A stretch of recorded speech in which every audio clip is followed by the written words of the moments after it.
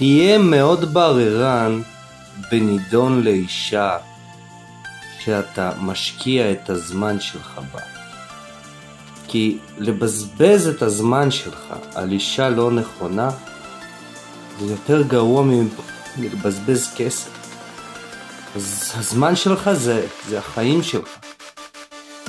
תשקיע אותו באנשים הנכונים. ביום יום הגבר עובר המוני התמודדות. אם האישה שלך גורמת לך למלחמה נוספת, תעזוב אותה.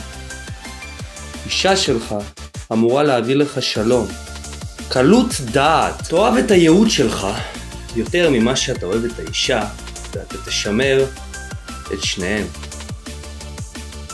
תאהב את האישה שלך יותר מהייעוד שלך בתור גבר, ואתה תאבד את שניהם. תמיד תעדיף את הייעוד שלך בתור גבר. ואל תשכח שזמן זה המשאב הכי יקר לך בתור גבר. כסף אתה יכול להחזיר, להכפיל,